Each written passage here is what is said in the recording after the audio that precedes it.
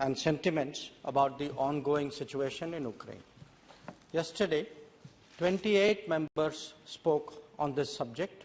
I listened to all of them with great attention, and all of them made some points of relevance and consideration. Speaker, sir, we strive to ensure that foreign policy is a subject of maximum consensus in the country. Certainly, that should be the case with a subject as important as Ukraine. And I was glad to see yesterday that was the case.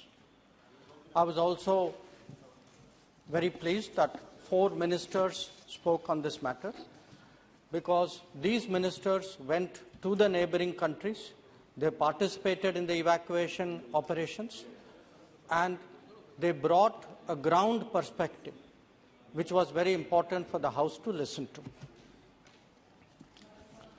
Honourable members would all agree that India's approach should be guided by our national beliefs and values, by our national interest, and by a national strategy. Let me dwell on each of these aspects before addressing some of the specific issues that were brought up by honourable members yesterday. What is India advocating in Ukraine? We are, first and foremost, strongly against the conflict. We believe that no solution can be arrived at by shedding blood and at the cost of innocent lives. In this day and age, dialogue and diplomacy are the right answers to any disputes, and this should bear in mind that the contemporary global order has been built on the UN Charter, on respect for international law, and for the sovereignty and territorial integrity of all states. If India has chosen a side, it is the side of peace, and it is for an immediate end to violence. This is our principal stand, and it has consistently guided our position in international forums and debates, including in the United Nations. Sir, many honourable members brought up the incident, the happenings in Burcha, and I want to say that we are deeply disturbed by the reports. We strongly condemn the killings which have taken place there. This is an extremely serious matter, and we support the call for an independent investigation. Sir, the conflict in Ukraine has had significant consequences for the global economy and for our national economy. Like all countries, we too are assessing the implications and deciding what is best for our national interest.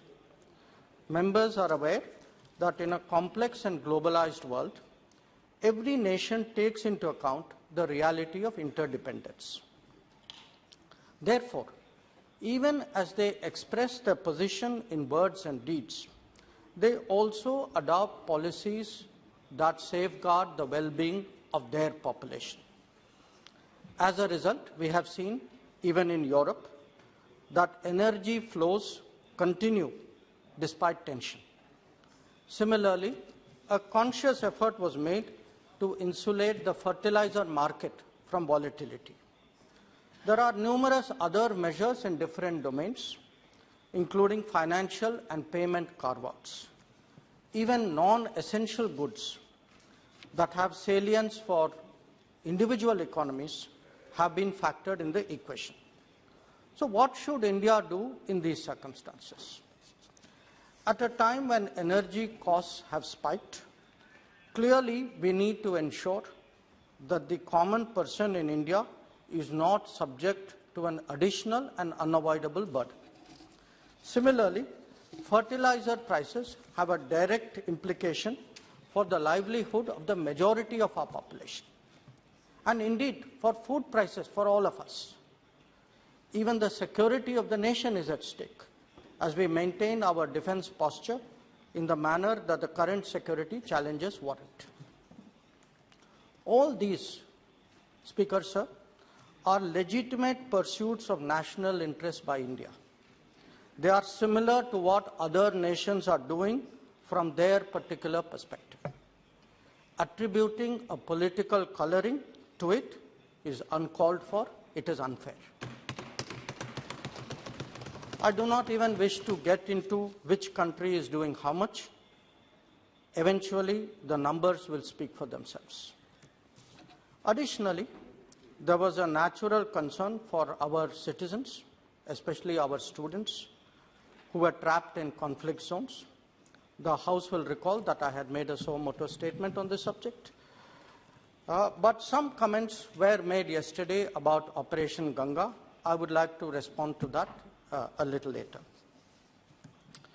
Now, keeping these factors in mind, what should be our national strategy? The government believes that it should have 4 elements. 1, in terms of diplomacy, India continues to press forcefully for an immediate cessation of hostilities and an end to violence. We encourage talks between Ukraine and Russia, including at the level of their presidents. Prime Minister has spoken to them both himself in this regard. This was precisely the message that was conveyed to Russian Foreign Minister Sergei Lavrov when he was in Delhi. If India can be of any assistance in this matter, we will be glad to contribute. 2, the ground situation calls for urgent humanitarian relief. We have already provided 90 tons of relief material, and I was glad to see that many honourable members yesterday noted it and appreciated it. And we did it even while we were in the middle of an evacuation. So I think that also is a factor that should be recognized. Ukrainian Deputy Prime Minister Yulia Svydorenko called me a few days ago to request the supply of more medicines. The House will be glad to know that this is underway and delivery should start very soon. 3, we will work with the international community and partner countries to mitigate the economic hardships that are resulting from this conflict. Obviously, our focus is to soften its impact on our own economy. But equally, there are partners who are going through very tough times. Coordinating on lowering energy prices is one collective initiative. In the case of a neighbor like Sri Lanka, we are even supplying fuel on credit and food on credit. Food security is another major concern. India has been approached for the supply of wheat and sugar by many countries, and we are responding positively. The House will be glad to know that whether it is basmati rice, non-basmati rice, sugar, wheat, we have in fact our exports in the last quarter has gone up very, very substantially. We have delivered for the world in terms of vaccines. We did it earlier for medicines. So I would like to assure the House, sir, through you, that we will also step forward where global demands for food, grains, and other materials are concerned, and we will do it in a manner that is helpful to the global economy, which will not take undue advantage of countries in distress. 4, there are issues like the supply of edible oil. Some members referred to it yesterday because we import sunflower oil in very large quantity from Ukraine, or of fertilizers that I spoke about. Now, our commercial diplomacy has to find additional sources to address this disruption.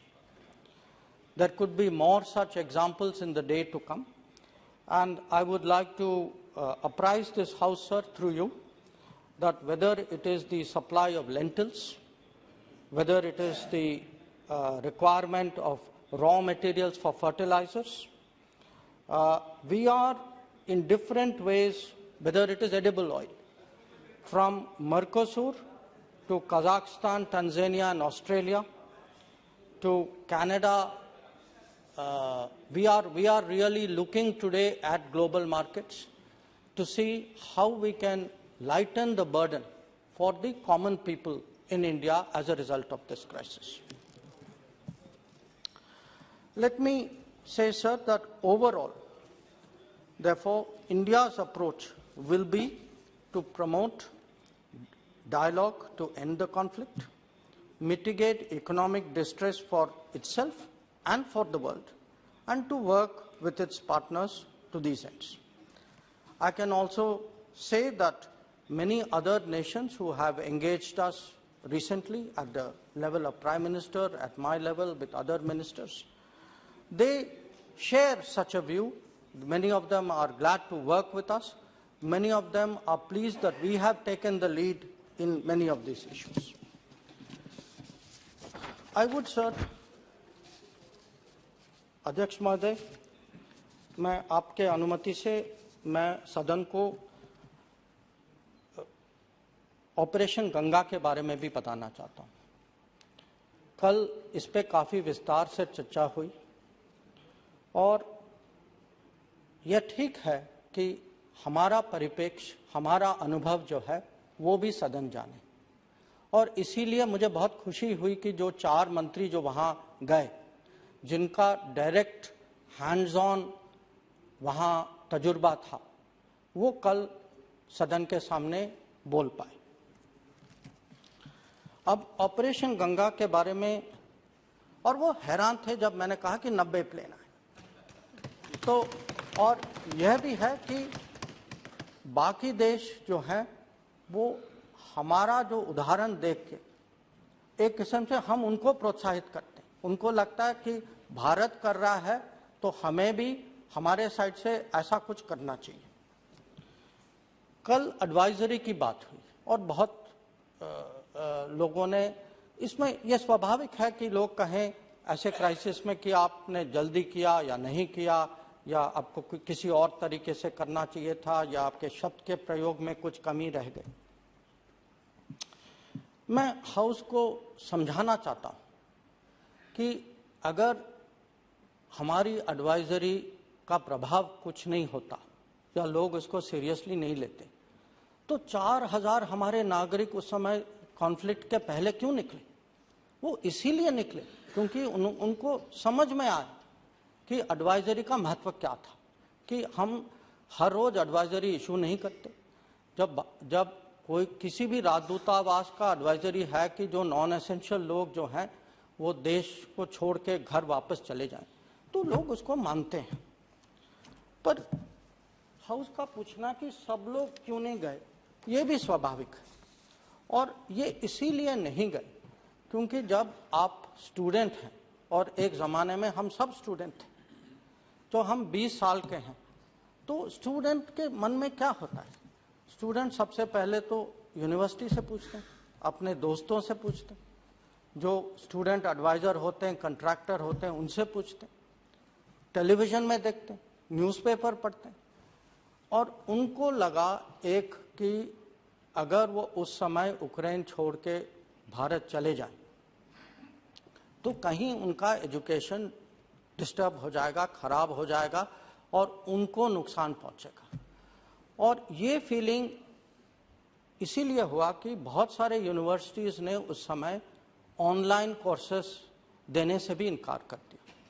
जैसे उदाहरण के तौर पे मैं आपको कह सकता हूँ कि कीव में एक यूनिवर्सिटी था, उन्होंने कहा कि हम तो ऑनलाइन पे कन्वर्ट ही नहीं कर सकते।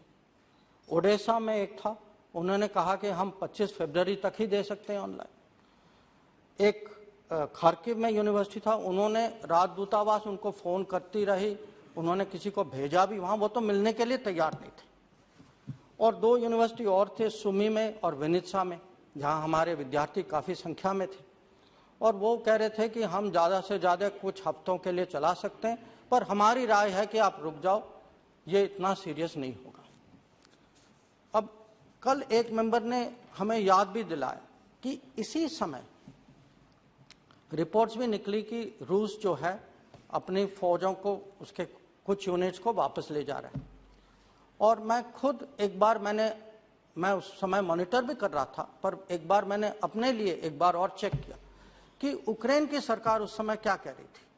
यूक्रेन की सरकार अपने देश और हमारे स्टूडेंट्स उन्हीं के बीच में थे, उनको कह रही थी कि नहीं, ये आप पैनिक नहीं करो, आप इसमें कहीं कुछ हम लोग संभाल लेंगे। तो ओवरऑल सिग्नलिंग जो था, उन्होंने हमारे नागरिकों को, हमारे स्टूडेंट्स को सचमुच एक किस्म से दुविधा में डाल दिया, और इसीलिए 4000 लोग यूक्रेन छोड़ के आए और बाकी 18,000 लोग उन्होंने कहा कि हम अभी रुक जाते हैं, देखते हैं कि हालात बिगड़ती है, सचमुच बिगड़ती है या नहीं। तो कल जो मैं संसद में जो सुन रहा था, क्राइसिस के बाद कहना कि सबको निकलना चाहिए था या हमको ऐसे कठोर शब्दों में समझाना चाहिए था कि सब डर के मारे निकल जाएं, ये मुझे लगता है कि स्टूडेंट्स की जो माइंडसेट जो है, उसको पहचानती नहीं है कि अगर हम सचमुच ग्राउंड के साथ जुड़े होते, अगर हम स्टूडेंट्स की जो मानसिकता को समझते, तो हमें ये दुविधा जो है ये भी समझनी चाहिए। ऑपरेशन गंगा के बारे में कल थोड़ी सी यह भी चर्चा नहीं अधीर रंजन जी, ये गलती नहीं थी, यही आपकी मेंटालिटी है कि आप गलती ढूंढते। नहीं, क्षमा कीजिएगा स्पीकर, नहीं स्पीकर महोदय, यह साफ है कि ऐसे सिचुएशन में लोग जो हैं 22,000 लोग एक निर्णय नहीं ले सकते कलेक्टिवली। हाँ, तो हाँ, अब यह भी कल चर्चा हुई कि ऑपरेशन गंगा इसमें क्या कोई स्पेशल, ये माने पहले वाले इवैक्यूएशन ऑपरेशन जैसे थी, इसमें कुछ अलग था। तो आखिर के स्पीकर जनरल वीके सिंह ने, मुझे लगा है कि बहुत माने ऑब्जेक्टिवली कहा कि हर ऑपरेशन जो है एक किस्म से यूनिक होती है। हाँ, और ये कंपेयर करना, क्योंकि कहीं युद्ध है, कहीं नहीं है, कहीं तनाव है, कहीं नहीं है, सिचुएशन कुछ और है, कहीं हमने फौज का इस्तेमाल किया है, कहीं सिविलियन एयर इंडिया का किया है। पर ऑपरेशन गंगा में के बारे में मैं ये कहूँगा, और मैं 45 साल के अनुभव से कह रहा हूँ कि जो सिचुएशन, जो चुनौती ऑपरेशन गंगा में थी, आज तक इस सिचुएशन में हमने इस संख्या में इतने नागरिकों को कभी नहीं मिला। इतना मैं विश्वास के साथ कह सकता हूँ। और चुनौती क्या थी? स्पीकर महोदय, आपको याद होगा कि 2015 में हमने ऑपरेशन राहत चलाया था यमन में। उस समय यमन में लड़ाई हो रही थी, पर प्रधानमंत्री ने सऊदी अरेबिया के राजा को फ़ोन करके उनसे एक युद्ध विराम कराया ताकि हमारे प्लेन जाकर हमारे नागरिकों को वापस ले आए। इस समय लड़ाई जारी थी, युद्ध विराम करवाना बहुत मुश्किल था। अंत में हुआ, 2 शहरों में हुआ ताकि हम अपने लोगों को निकाल पाए, पर ओवरऑल नहीं था। ओवरऑल लड़ाई चल रही थी और वहाँ के नागरिक खुद देश से निकलने के चक्कर में थे कि जब ये ऑपरेशन गंगा चल रही थी, उस समय करीब 30 लाख यूक्रेन के नागरिक खुद यूक्रेन के बाहर निकलने की प्रयास कर रहे थे। दूसरी जो एक किस्म से खासियत थी इस ऑपरेशन में कि जो प्रधानमंत्री का जो पर्सनल इंटरवेंशन जो था, वो भी मुझे लगता है कि बहुत ही अद्भुत था कि उन्होंने 2 समय, और वो मैं उसका थोड़ा बाद में समझाऊंगा आपको, कि उन्होंने खुद फ़ोन किया, खुद लीडरों से बात की। 2 जगह जहां हमारे विद्यार्थी बहुत बुरी तरह से फंस गए थे, वहां युद्ध विराम कराए ताकि हमारे लोग निकल पाए वहाँ से। और कल एक ऑनरेबल मेंबर ने इलेक्शन के बारे में कुछ कहा कि इलेक्शन के समय, इलेक्शन के कैलकुलेशन में आपने कुछ चीज़ें नहीं की। मैं यह भी हाउस को याद दिलाना चाहता हूं कि इलेक्शन कैंपेन के बीच में प्रधानमंत्री दिल्ली वापस आए, लीडरों से बात की, मीटिंग की और डायरेक्टली सुपरवाइज की। तो ये भी आपको कम से कम पहचान तो देना चाहिए।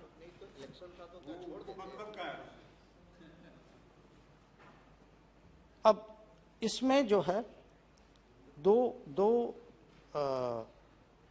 शहर थे, सुमी और खार्किव, जहां हालात बहुत ही खराब थे। खार्किव में शेलिंग हो रही थी। वहां आप जानते हैं कि हमारे एक विद्यार्थी जो नवीन जो है उनकी मृत्यु वहां हुई। और सुमी में फायरिंग हो रही थी दोनों यूक्रेनियन और रशियंस के बीच में। दोनों जगह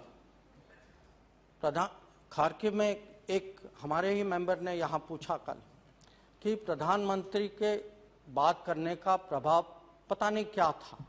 मैं उनको ये बता सकता हूँ कि मैं उस कमरे में था, उनके साथ था उस समय, जब उन्होंने खार्किव में पुतिन साहब के साथ जो मुद्दा उठाया और कहा कि हमारे स्टूडेंट्स हैं वो डेंजर में हैं, फायरिंग हो रही है। तो उस बातचीत के कारण हमें उतना समय मिला कि हमारे स्टूडेंट्स जो हैं खार्किव छोड़ के एक सेफ जोन, जो रशियंस ने हमें बताया कि अगर आप उस जगह जाएंगे उस जगह फायरिंग नहीं होगी। और सुमी में उन्होंने दोनों से, क्योंकि हमने लोगों को निकालने की कोशिश की, फायरिंग हुई। एक टाइम तो स्टूडेंट बस में बैठ भी गए थे, हम निकलने वाले थे और फायरिंग फिर से शुरू। तो उन्होंने दोनों प्रेसिडेंटों से बात की, और क्योंकि दोनों लोग कह रहे थे कि फायरिंग दूसरा देश कर रहा है, और दोनों को समझाया कि हमें इस समय से इस समय अगर आप अपनी फौज को बताएं कि आप फायरिंग ना करें। और फिर यूक्रेन से हम लोगों ने उनकी सहायता भी ली, प्रोटेक्शन भी ली, रेड क्रॉस को भी साथ ले गए। और उसी के कारण जो आखिर का जो इवैक्यूएशन, सुमी का जो इवैक्यूएशन जो था, ऐसे ही हुआ। थोड़ी बहुत कल बात ये भी हुई कि एम्बेसी क्या कर रही थी, कि कुछ शहर थे जहां हम कुछ स्टूडेंट के लिए कुछ कर नहीं पाए या हम थे नहीं वहां। अब एम्बेसी राजधानी में थी, वो तो नेचुरल, स्वाभाविक है। और जब आखिर में, और काफी समय तक वो राजधानी में रहे, जब प्रेशर बॉर्डर, पश्चिमी बॉर्डर में जब हमारे स्टूडेंट्स बहुत सारे लोग वहां गए और बॉर्डर में फंस गए लोग, तो हमने एम्बेसी को फेज वाइज, पहले आधी एम्बेसी और फिर बाकी एम्बेसी लिविव में गए, जो पश्चिम यूक्रेन में है, ताकि वो बॉर्डर के नज़दीक हों और यूक्रेन के अंदर से स्टूडेंट्स की सहायता कर पाएं, क्योंकि हमारी टीम्स यूक्रेन के बाहर सीमा में थी। जो ईस्टर्न सिटीज, पश्चिमी शहर जैसे खार्किव या सुमी में लोग जो फंसे थे, वहाँ हम लोग उनके साथ हमने कांटेक्ट बना के रखा और उनको जो निकालने की सहायता, उस पर थोड़ी सी कल चर्चा हुई। मैं स्टूडेंटों से क्रेडिट लेना नहीं चाहता, क्योंकि उन्होंने जो झेला है उसके लिए तो मेरे पास शब्द ही नहीं। पर यह सत्य है कि ज़्यादातर लोग जो वहाँ से निकले वो ट्रेन में निकले, और वो ट्रेन इसीलिए स्पेशल ट्रेन चलाए गए क्योंकि हम लोगों ने यूक्रेन सरकार पे दबाव डाला और कहा कि हमारे स्टूडेंट हैं वहाँ, तो आप जब तक वो निकलेंगे आप प्लीज़ ट्रेन चलाते जाइए। और उसके कारण, और जो बसेस हैं कुछ लोगों ने अपना लिया, कुछ लोगों कंट्रैक्टर ने दिया, कुछ बसेस के लिए हम लोगों ने उसकी जो व्यवस्था जो की। तो मैं ये नहीं चाहूँगा कि अब ऑपरेशन गंगा हो चुका है, हमारे स्टूडेंट आ चुके हैं, मुझे लगता है कि इस समय हमें सोचना चाहिए कि हम लोग जो हैं साथ मिलकर हमने क्या किया, कैसे किया। मैं मानता हूं कि इसमें कुछ लेसन्स भी हैं, और जब भी हम कोई भी ऑपरेशन करते हैं, तो ऑपरेशन राहत किया या संकट मोचन किया, हमारे मिनिस्ट्री में एक परंपरा है कि जो भी इवैक्यूएशन ऑपरेशन करते हैं उसकी स्टडी होती है, उसकी जो वहां से जो हमें सीखना चाहिए वो हम सीखते हैं। ये पूरा ऑपरेशन गंगा जो है ये हमें मानना चाहिए कि कलेक्टिव एफर्ट था, और कलेक्टिव एफर्ट खाली सरकार का नहीं था और मंत्रालयों का नहीं था। इसमें इंडियन कम्युनिटी भी शामिल थी, इसमें कुछ जो बिजनेसेस हमारे यूक्रेन में काफ़ी और पड़ोसी देश में बिजनेस है, उन्होंने बहुत सहायता की हमारे। स्टूडेंट्स ने खुद किया कि ये भी हाउस को पहचानना चाहिए कि बहुत सारे स्टूडेंट्स जो निकले उन्होंने कैंप में काम किया, उन्होंने बाकी स्टूडेंट्स की मदद की। और मैंने ये भी देखा कि कभी कभी एक बस था तो आपस में उनको डिसाइड करना था कि कौन जाएगा कौन रुकेगा, और स्टूडेंट्स ने बहुत साहस दिखाया कि बहुत लोग जो रुके और दूसरों को उन्होंने जगह दी। इसको भी हमें पहचानना पड़ेगा। तो और ये बात कल उठी कि मिनिस्टर्स जो गए उनका रोल क्या था। मैं जो यूक्रेन के फॉरेन मिनिस्टर को तो मैं जानता हूं और रूस के भी जानता हूं, और सब पड़ोसी मिनिस्टर को मैं पर्सनली जानता हूं, पहले से जानता था। और जब ये फाइटिंग शुरू हुई मैंने सबसे बात की, क्योंकि पहले से रिश्ता था, तो उन्होंने रिस्पॉन्ड भी किया। पर ये मैं कहूँगा कि अगर हमारे मिनिस्टर नहीं जाते, हमें उन सरकारों से उस लेवल का अटेंशन नहीं मिलता, वो सहायता वो नहीं देते, क्योंकि उनकी अपनी कठिनाई थी, उनकी अपनी प्रायोरिटीज थी, उनके खुद नागरिक और उनके बॉर्डर में वो समस्या थी। तो हमारे मिनिस्टर्स जाने का फायदा मुझे तो मैं साफ कहता हूँ, मुझे उन्होंने बहुत सहायता की ग्राउंड में। उनके जाने से मेरा काम जो है आधा हुआ। तो मैं उनकी प्रशंसा, वो तो अभी हाउस में नहीं है, पर मैं उनकी प्रशंसा करना चाहता हूँ कि एक किस्म से ये टीम स्पिरिट जो है, ये गवर्नमेंट की टीम स्पिरिट, कि अगर एक मंत्रालय पे इतना लोड आए कि बाकी मिनिस्टर्स जो हैं वो डिपार्टमेंटल परिप्रेक्ष्य के बजाय वो मिनिस्ट्री के साथ जुड़ जाते हैं और एक किस्म से एक टीम के मेंबर सदस्य बन के सब लोगों ने काम किया, तो उसकी मैं आज प्रशंसा करता हूँ। जो MEA ने किया वो कल आपको बहुत लोगों ने कहा, उसको मैं दोहराना नहीं चाहता। जो आंकड़े जो हैं वो मेरे स्टेटमेंट में हैं कि जब 13,000 फ़ोन कॉल, 9,000 ईमेल और इतने सारे पर्सनल कॉन्टैक्ट्स लोगों के व्हाट्सएप वगैरह, पर यह भी है कि ये हमारा कर्तव्य है, हमें इस समय करना पड़ा। हम आगे भी ऐसे, भगवान न करे कि ऐसी समस्या फिर से आए, पर जो हमें जो अनुभव जो इस समय का है उसको हम अपनी तैयारी करेंगे। अब जो स्टूडेंट्स जो वापस आए उनके बारे में मेंबर्स ने चिंता प्रकट की। ये स्वाभाविक है, हमें चिंता करनी चाहिए। अगर वो हमारे परिवार के और हैं हमारे परिवार के, तो हम लोग भी ऐसे ही चिंता करते जैसे उनके माता पिता आज कर रहे हैं। तो मैं हाउस को ये सूचना देना चाहता हूं, एक कि जो यूक्रेन गवर्नमेंट ने निर्णय लिया है, स्पीकर सर, कि उनके लिए there will be a relaxation in respect of completion of medical education. For third year medical students to go to fourth year, there is an exam called CROC 1, and that has been postponed to the next academic year, and students will be allowed to pass to the next academic year based on the completion of the standard requirements. For sixth year students, there is an exam called CROC 2. So normally you have to pass Croc 2 to be awarded the degree.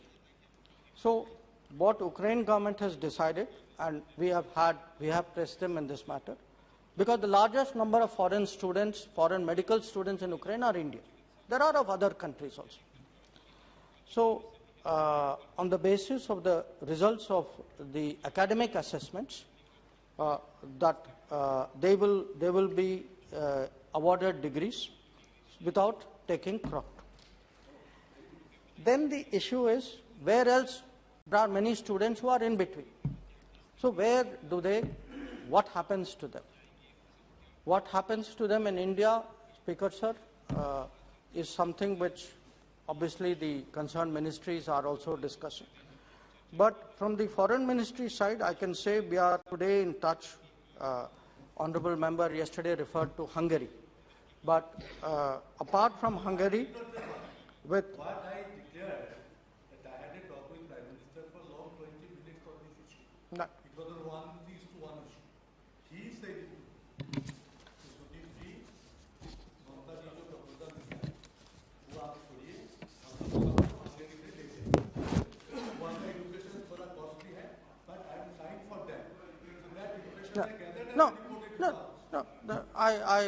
so let me add, because I want to update that picture.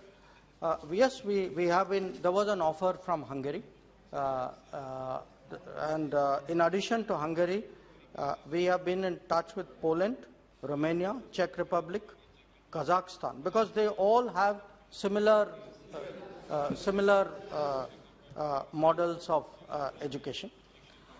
There is also a question of education loan, because all these students have taken education loan, and our figures are that 1,319 students have outstanding loans, and the government finance minister informed this House a few days ago that government has asked Indian Banks Association to assess the impact of the conflict and to initiate consultations in regard to the repayment of loans. Now, this, sir, was my overall picture which I wanted to give to the House. But individual members also made some very specific points, and I think I would like to reply to some of them. I cannot reply to all of them because of time limit. I don't want honorable members who I have not replied to think I have not taken them seriously. I have taken everybody very seriously. But I think some points do deserve a very specific reply. I would like, sir, to begin with some observations made by Premachandranji. He contrasted our advisory with those of Western countries. Now, I would like the honorable member to appreciate Western countries had a political approach and a political agenda. Their advisory did not have the same intent which was ours, the welfare of the community concerns. Theirs was also part of a larger political game which they were playing with Ukraine. But again, I want to emphasize that in our case, there was nobody else who had done an evacuation before we did an evacuation. And in fact, when fighting started, many countries, I don't want to take their names, actually told their people, sorry, there is nothing I can do for you. You are there, you are stuck. So, and when we evacuated, again I want to say, we served as an inspiration. There are foreign ministers who said, we watched you, and we said, okay, we will also do something. And yes, we brought back citizens of 18 countries, but I want to say, for example, when we left Sumy, along with us, more non-Indian students came out, and they came out because of a ceasefire that we had helped to arrange. So I would say there is no reason for us to be in any way excessively critical of what happened. And this issue also that we gave priority to some areas and some cities, we looked after all students. I mean, at that stage, in fact, Speaker Sir, frankly, many of our honorable members and even state governments approached me and said, and it is natural, a state is worrying about students of the state. I listened to them very, very openly. But I gave all of them the same answer, saying, I've listened to you. But when I look at the students out there, those students do not tell me they are from one state. The students are behaving like they're all Indians. They are showing a unity. They are showing a collective ability. Please don't disrupt that. So, in fact, we were also under pressure to run flights saying there will be, can you bring them to a particular state? The moment if we did this, it would have disrupted the sense of togetherness which the students were showing out there. So we took a decision, flights will only come to Delhi and Mumbai. But I would compliment every state government. Every state government made excellent arrangements. Every one of them worked with us so that the movement of students from airport to their homes was very, very smooth. And I would like to use this opportunity, sir, to convey my appreciation of that. In terms of Manish Tiwari ji made two observations which I would like to respond to. One was, he said that friends have to be spoken to honestly. May not have been his exact words, but I think that sentiment. I can assure him, sir, through you, all our conversations with everybody on this matter has been very candid, has been very direct. The positions that I stated in the House have been communicated with as much directness to all our partners. So nobody has any doubt where we stand on this matter. There's just one minor issue which I wanted to clarify to him, because he referred to an exchange I had with the British counterpart. I want to say, actually, she was very careful. She actually told me, we recognize your sovereign right to take decisions. The provocative question which was asked by a member of the press. It was not done by another foreign minister, whether we are buying huge amounts of oil or not. I also wanted to, I have clarified to Brajendra Singh ji about the impact of the Prime Minister's conversation. I want to tell Dr. Sumati that the view that no assistance was given to students, that is not right. Students took trains, students took buses. I accept many students worked among themselves, worked with the student contractors, but with every student contractor, we were guiding them. In fact, another member said, what were you doing? You are only issuing advisories. Let me tell you, at that moment, it was our advisories which told people what to do, saying, this border is clear, this is where you should go. Please, for example, Dr. Sumati referred to a situation where we told students to walk. We told students to walk because that day, sir, there was heavy firing on Kharkiv. There were hundreds of students who were gathered at the railway station. We were really worried for them. We created a safe zone. The safe zone was 12 kilometers, and we wanted the students to understand it is absolutely important you move there. So that is the reason why we said this. And again, I applaud what the students have done and the courage and the endurance that they have shown. I think we should all appreciate that. Regarding I'm looking at, yes, Supriya ji referred to, did we speak to universities? The universities, if they did not advise properly, did you take it up with them? We did. We did. We were very frustrated with some of the universities. I will also say that. But it is because we would keep talking that eventually at least that initial 4,000 actually left. There was one issue which Shrikant Shinde ji raised about whether other people moved earlier than us. I would say as an evacuation, we were the first. If individual citizens left, yes, many of them did. As I said, many of them left as part of a larger political plan that their particular countries had. But the bulk of the students who were there, not only from our country, I mean, we saw students from Egypt, from Morocco, from Algeria, from our own neighbors, Bangladesh, Nepal, Pakistan.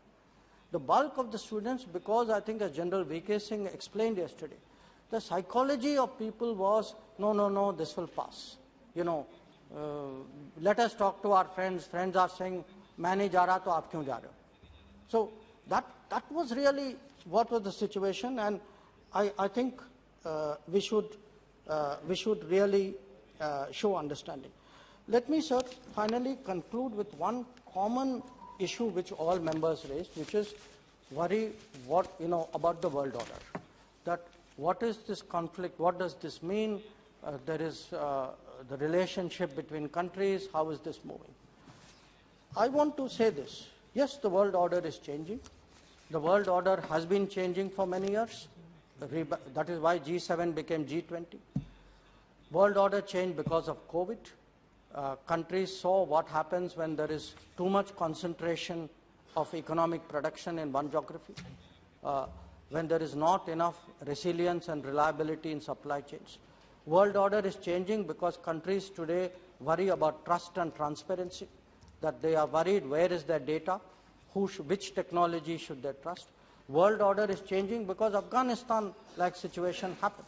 So you are left with a problem close to our homes, which we are worrying about more than the countries who were there earlier. And now world order will change partly because of the consequences of Ukraine. But what is the solution to it?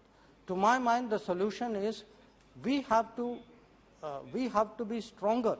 We have to reduce our dependency on the external world.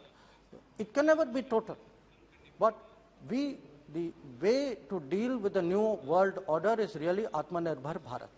And Atmanirbhar Bharat is not just an economic policy. Atmanirbhar Bharat is a Bharat which looks after its people, a Bharat which is capable of running Operation Ganga. Thank you, sir.